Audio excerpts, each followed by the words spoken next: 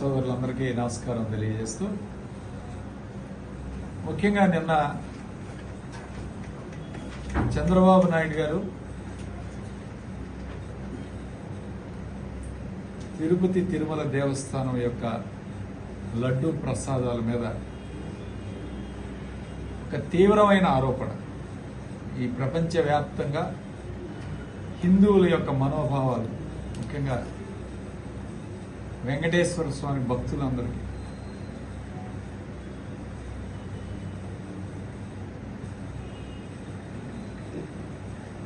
తీవ్రమైన ఆరోపణలు చేయడం.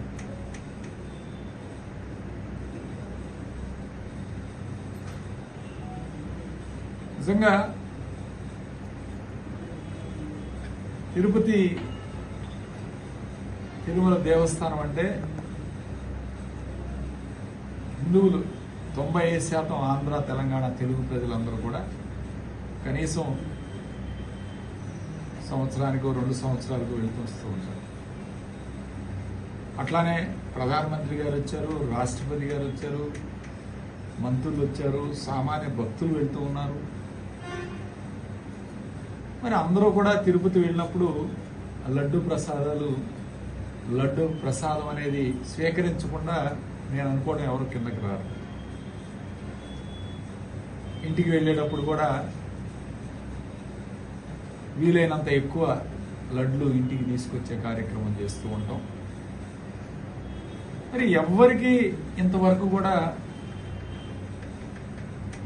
ఎటువంటి వాసన కానీ, స్మెల్ కానీ, టేస్ట్లో మార్పు కానీ, అనుమానం కానీ ఎవ్వరికి రాంది.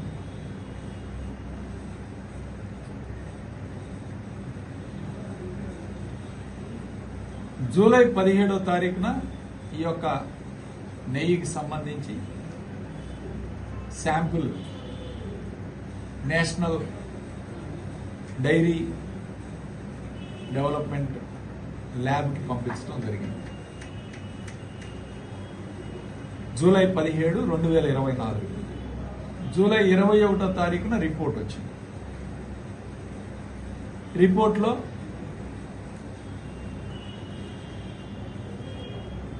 యానిమల్ ఫ్యాట్, అట్లానే ఫిష్ ఆయిల్, ఇవన్నీ కూడా కలిపినట్టు చెప్తా ఉన్నారు. జూలై 17న ఎవరి ప్రభుత్వం ఉందండి? కూటమి ప్రభుత్వం ఉంది. అంటే మీ ప్రభుత్వం వచ్చిన తర్వాతనే ఈ యొక్క ల్యాబ్ పంపించే కార్యక్రమం చేశారు.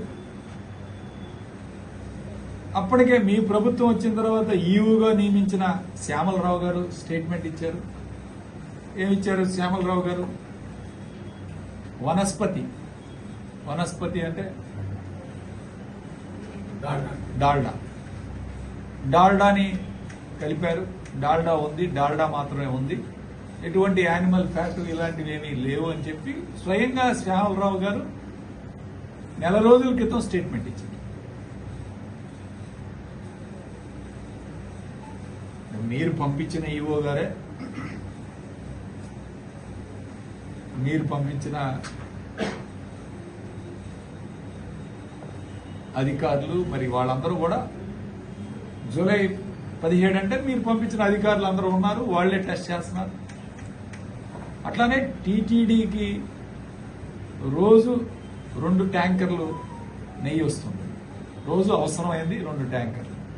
ఈ ట్యాంకర్లు వచ్చిన వెంటనే వాటిని ఎక్కడి నుంచి, ఏ కంపెనీకి వచ్చినా సరే, ఎవరిచ్చినా సరే, ఏ డైరీ వాడు ఇచ్చినా సరే, అక్కడ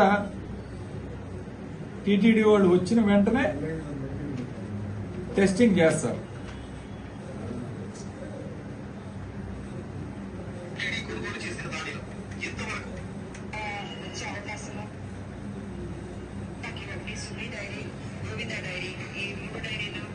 టీటీడీ అధికారి కూడా చెప్తా ఉన్నారు. ఒకసారి ఆ వీడియో కూడా మీకు పంపిస్తాను.